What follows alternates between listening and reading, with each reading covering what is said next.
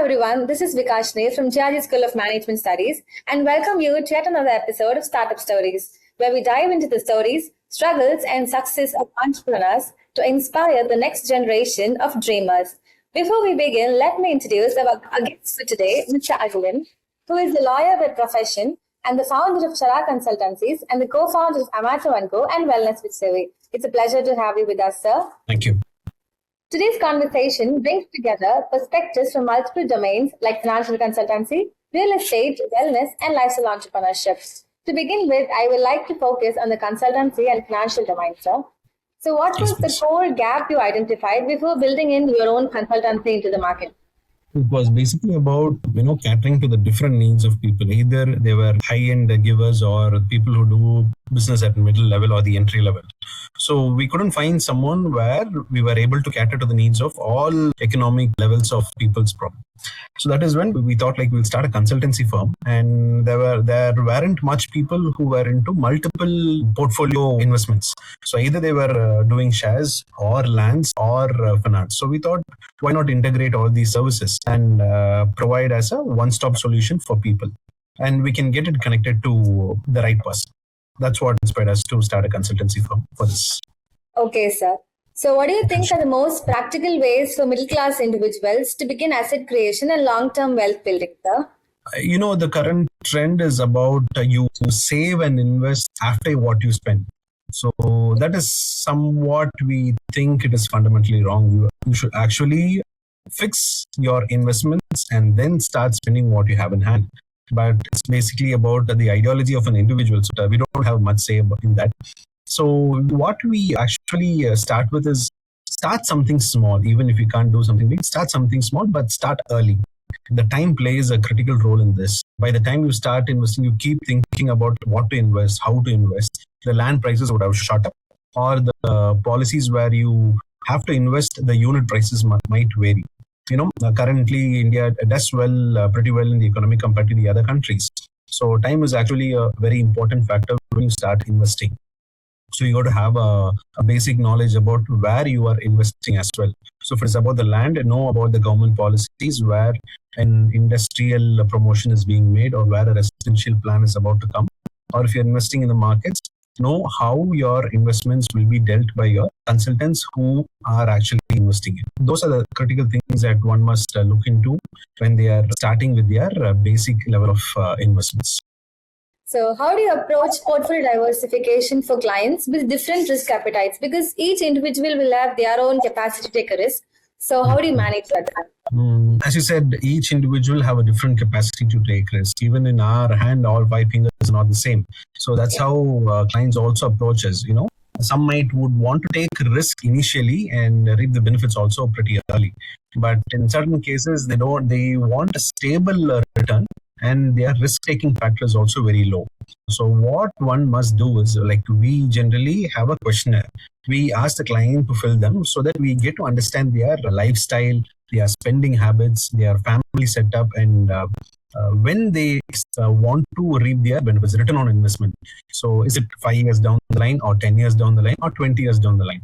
And we also ask them what kind of investments they have already made or their family already has. If it's about less in gold, we ask them to go for gold at 20%, 50% of the investments in land, or and the balance to be in shares. If they are someone who wants immediate results, we change the numbers. We ask them to invest 50% in shares and market-based investments, then in land, and then in gold. Gold does not have a rapid peak always, unlike the last year. So it doesn't happen often, but it has a steady growth. So that's how we split the portfolio, and it is basically about tailor-made addressing to the client. So we get to know their lifestyle, and that's how we plan it. So moving on to AMATO & Co., what inspired the idea of combining internal wellness like nutrient-based foods and the external care like skincare in AMATO & Co.? So what was the main motive? So that particular brand, AMATO, is actually wife is the main boss in that, and I'm just a co-founder. So what we actually wanted was wholesome wellness is where we wanted to concentrate then. So 10 years back when we had started this, it was more about addressing to the nutrient-based cookies or a healthy cake variety. That's where we started. So eventually, when the market's needs differed or when it got diluted, we changed our segment of working as well. And she is someone who believes wellness must be there from within and as well as outside. So, and the cookies and other, for the feeding mothers, she had formulated certain eatables. And also, skincare range is where it evolved next. So that was a time where, it was like a bubble. Everyone would want to have an organic skincare range. So we had a farm where we could source most of the products. So we thought, why not give it a try? And that was the time where Corona was setting in, and we had a deep understanding about what chemicals could do, and we wanted to try a safe environment for ourselves and our kids. So we experimented it on us, and that is what led to eventually selling it to the market as well. So we started looking at into their what goes inside and what you apply outside. So that's how the wholeness thing came into picture. Yes, sir. And also, how do you ensure the AMATO and Co's products maintain both effectiveness and the safety in their formulation? Because it goes all natural. So it should have the effectiveness and the promise it made should happen. So how does it happen, sir? One thing is people expect you to be a certified expert in all these things when you start telling it is organic, because as I said, it was a bubble. Everyone wanted to sell something organic, but we don't know if it is really organic. So one thing is certifications. So she started equipping herself in manufacturing all these products. That is, you got to be a certified someone to manufacture all these things. So she did all the certifications for that, and we got our products enlisted in the market and visited by officials and rated as organic, how organic it is, whether the soil is organic or the product is organic. There are different sectors, of categorization. So, and mostly we believe that once the customer is equipped or he's aware of what he's using, then it is easy to sell the product. We didn't want to push the selling part. It was more about awareness giving. So when he is aware or she is aware, they know what they are using it. And we took it as a policy where we uploaded videos about what we manufacture, how we manufacture, where we source our products. And basically it is about the word of mouth. So when you have experience shared by customers who know you very well, that goes easily to infiltrate the market and help the others or the newcomers understand also how is it really authentic or is it really working. So that's how we tried establishing from government side all certifications, and from customer side all videos and reviews. Focusing here to another brand called Herba, those are actually handmade and herbal based products. So how do you ensure transparency in the process? Because it is all natural and the customers should know what is happening inside the brand. So how do you ensure that, sir? See, again, it comes with the certification issues. So what are the remedies that we put inside about the herbal teas or the herbal face pack or bark remedies, what she's doing right now. So for that bark remedy, what essence or what essential oils are we using? Are the essential oils certified and found safe for the customer use? So all these things have to be scrutinized. And similarly, the work environment, how it is being done, is it really safe or is it tested? All these things have to be taken care. And one good thing that we can boldly tell it is that everything is family tested. So we have a big setup, and my immediate circle is 36 people who are right in 2-kilometer radius. So we almost have all the skin types. So we try all these things in with all our neighbors and family. And based on their results is how we publish it for the customers as well. So we get a hands-on working with that. So diving into another brand called Wellness Pixaway, could you explain how you integrate physical, mental and emotional being within one particular session? How is it possible, sir? There's a saying in Tamil that goes like Agathin Alagu Mugathil Theriyum. So when we started addressing the cosmetic segment naturally, and wife was going through certain health issues, there is this highly bubbling thing called IVF centers coming up a lot in these cities.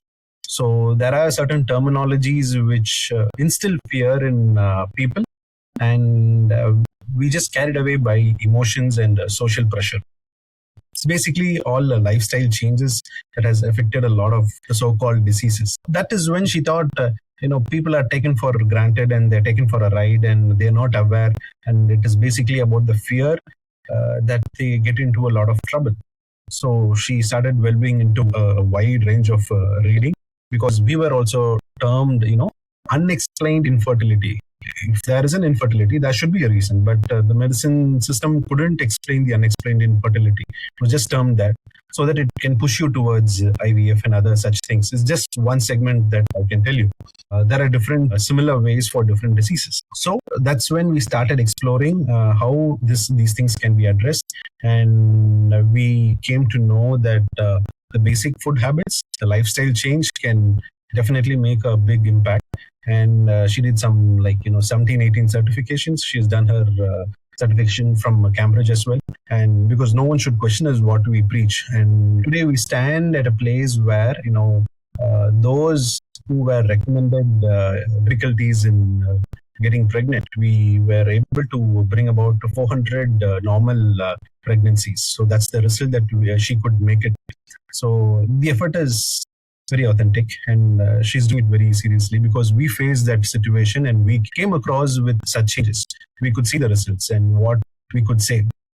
So it is always wise that we can spread the same knowledge to people when they are in their most vulnerable state. It is more about service when it came to wellness with CV than the business segment. So we were blessed immensely. So we thought others should have a taste of it as well. And that's how we started. And it was life that actually took up, our earlier customers from AMATO and Urba. They were the ones who sought help in these segments. So that led us to have a proper platform for wellness with CV. And right now, in fact, our 70% of the time we concentrate for wellness with CV than the other two brands. That is so great what you're doing, sir. So actually, how do you position your approach in the market? Because all the wellness solutions tend to be generic and one size fits. They give solution, there's no personalization. So how do you do it in your company, sir? See, when it has to be a company kind of setup, you got to follow certain things, and the market will act according to your ways. And that's why we didn't want to go into a corporate kind of tie-up. So what we thought was, let's have it as a consultation kind of establishment. So what happens is we consume more time in understanding what the client's individual problem is. So we actually go about, it's more about individually addressing the client's needs. So not very generic. Certain client might be having a family issue. That is hereditarily, they might be having a problem. So that has to be addressed differently. Even in case of thyroid, there are different levels of thyroid. Like, someone who is very extreme and taking medicines for almost 10 years, and someone who has recently got into thyroid because of pregnancy, or someone who's undergoing stress and because of that, as a side effect, thyroid might have occurred. So all these things have to be, again, tailor-made. For each and every individual, we got to understand them better. Again, we have a questionnaire for that, like almost 3 to 4 pages. She actually has a consultation for about 1 hour to study how the patient is. Generally in hospitals or clinics, they hardly spend 5 to 10 minutes. So we thought that doesn't work. In every individual needs to be addressed specially. So 1 hour or 1.5 hours, we spend time with them, and how I spend time with clients for investments. She also spends time with clients for their personal problem. As you rightly mentioned, it is more about wellness integrated, about emotions and what happened in their life, what triggered those hormonal changes, imbalances and all. So all these things have to be studied detailedly, and only then we can give a proper solution. So it doesn't go with a very fixed pattern. It differs every time. Okay. Getting into your reflection as a founder or a co-founder, can you tell us what inspired you to build ventures across such diverse sectors? Because you have firms in all sectors like lifestyle, wellness, consultancy, natural products, etc. So what made you do that, sir? It is basically about survival of the fittest. These days, one income from one segment, you cannot rely upon completely. The trend keeps changing. So we thought either you do it really big, where you can establish yourself the topmost in the market, or travel light to shift platforms. So when we initially started, we started with a home-based baking community under AMATO. So when we thought the market was diluting because of too many players in the market, we thought it is time to shift, because when the entire market crumbles, you get to be hurt the most if you are in the last. So we shifted earlier. From baking, we went into AMATO herbal teas and herbal remedies and skincare range. And then we went into wellness with CV. And then we thought a lot of clients had other investment-based queries as well. So that was my part where I took the front stage.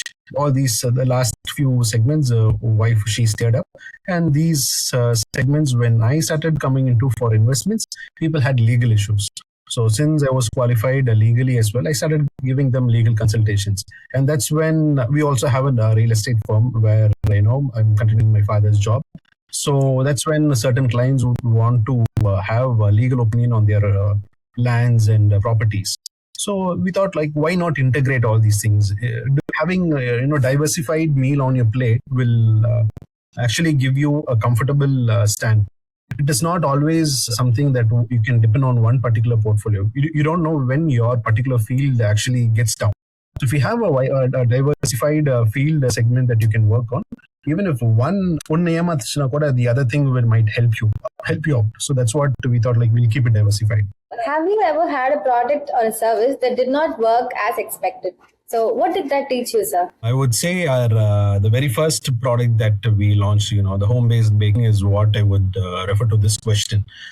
Because we started facing a lot of players in the market, and we thought, okay, this is not going to work. Though we started with a lot of passion in that, we didn't want to stick on to that, And sometimes you got to let go of things that you love for the betterment. Instead of diluting your quality and spoiling your name, we thought that was the time we got to let it go. We face such situations in real life as well with relationships. Similarly, that is what happens when you start a business as well. Instead of clinging on to your ideas and sitting with it and dying with it, you got to be practical sometimes, though it is difficult to digest, and you still cling to that feel, it was with so much love and all these things. You got to cater to the market. Eventually, passion and business should go hand in hand. If it's only about passion, your business ideas or business thoughts also will die with it. You got to be practical and more receptive. Just accept that certain things cannot be changed, and you got to move on. So across all these experiences and journeys, what was your biggest learning, sir? And what is a piece of thing you'd like to say to other aspirants? Try to find solutions, identify problems where people are finding really difficult. Certain things might be easy for you, but you might think you cannot fish in that water. But quite a lot of people are not equipped to fish, or do not know where to fish, or do not know how much to fish. So serve. By serving, you might even reap benefits, and serving does not always let you down, because at least even if you don't earn money, you earn a name. That name can get you a money which might come back later. So be truthful, and don't go the backdoor way. Always be truthful to your clients. So that might be ethically good and profitably less initially, but someone is watching from above, and you'll be blessed immensely when everything is right and you do it in the right way. That's what we totally believe in. So one last question for today, sir. Mm-hmm. So finally, how do you balance profitability while staying true to the product's value and purpose? Good question.